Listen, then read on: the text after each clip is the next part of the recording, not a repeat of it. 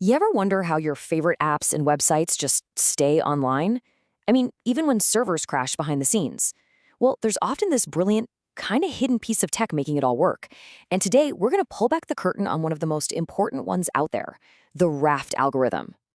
Yeah, this is the big, scary question for anyone building a system that's spread across multiple computers, right? You've got this whole team of computers working together, and if one of them suddenly goes down, you can't just let the whole thing collapse into chaos, or even worse, start corrupting your data. They've got to have a way to, well, to agree on what to do next. They need to reach what's called a consensus. And that word, consensus, is really the entire reason Raft even exists. It's the core challenge it was built to solve. So what does it mean?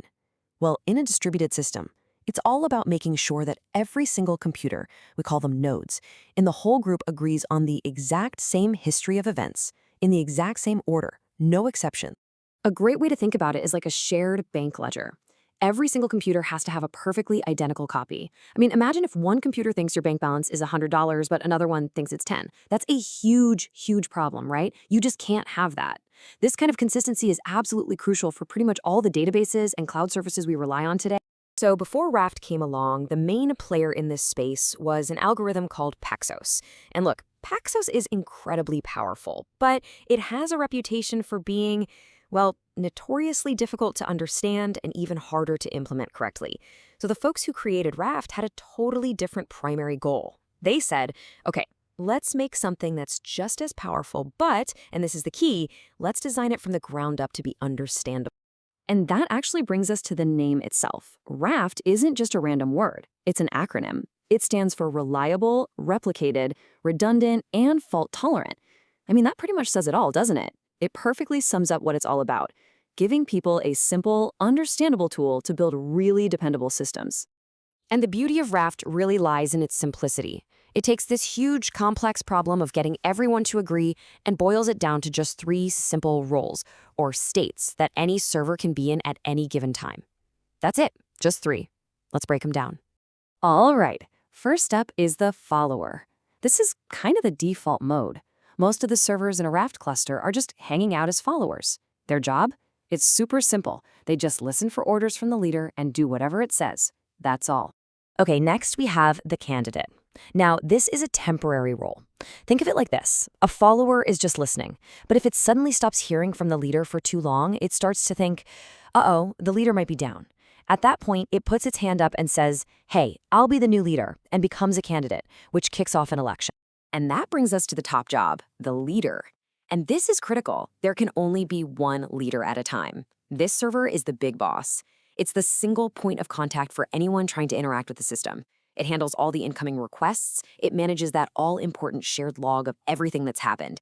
And its job is to make sure that log gets copied out perfectly to all the followers. So that's the million-dollar question, right? How does this group of computers actually pick that one single leader? Well, this process, the leader election, is really the absolute heart of Raft. It's how the whole system stays orderly and keeps on ticking, even when things go wrong. Okay, so this whole process is what makes Raft so resilient. Here's how it works. A follower is waiting for a heartbeat signal from the leader. If a certain amount of time goes by, and this is a randomized amount of time, and it hears nothing, boom, it becomes a candidate. It immediately votes for itself and then sends out a message to everyone else saying, hey, vote for me. If it gets votes from more than half the servers, a majority, it gets promoted. It's the new leader. And that little detail, the randomized timeout, that's the secret sauce.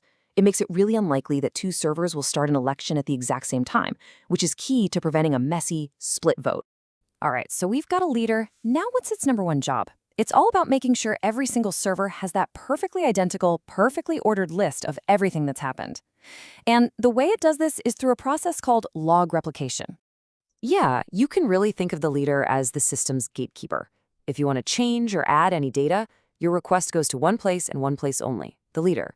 The leader takes your command, writes it down as a new entry in its own log, and then its next job is to immediately start sending that new entry out to all the followers. And here's a really simple look at what that log actually contains. It's pretty straightforward, right? Each line, or entry, has a number, the index, so we know its position. It has a term number, which basically tells you which leader's reign it happened in, and then, of course, the actual command itself. And the goal, always, is to make sure every server has a log that looks exactly like this, line for line. Now, this part is absolutely critical for safety. The leader doesn't just assume everyone got the message. An entry is only considered committed. You can think of that as finalized, the point of no return, once the leader gets confirmation back that a majority of the followers have safely written it to their logs. Only then is it considered permanent and safe to actually execute. Okay, but here's the classic what-if scenario, right? What happens if the leader writes something down, tells maybe one or two followers about it, and then poof, it crashes, before that entry was committed? Now you've got a problem, because some servers have information that others don't. That's a recipe for inconsistency. Well, Raft has a really clever and pretty decisive way of handling this.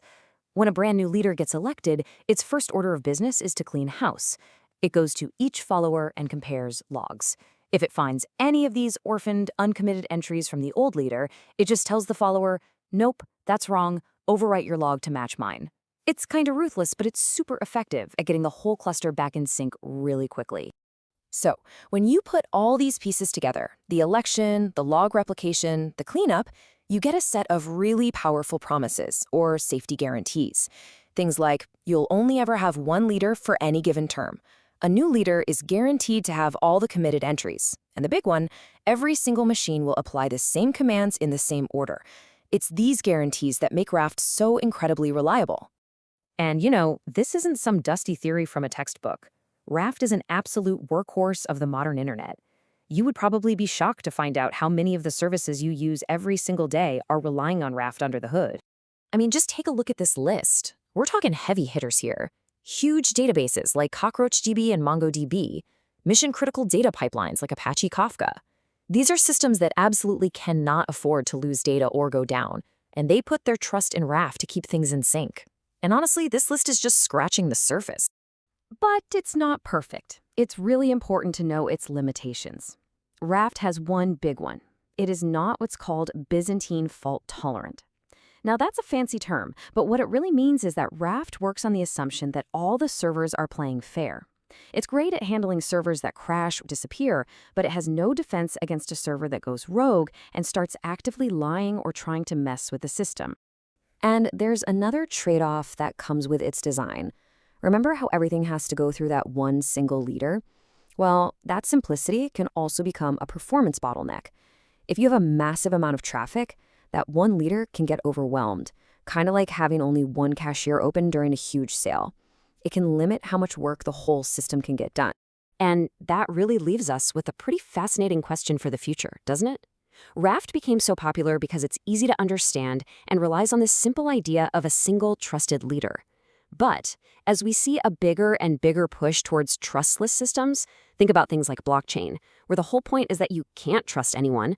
Is Raft's model the right one for that future? Or will we need something fundamentally new? That's a huge question that a lot of very smart people are working on right now.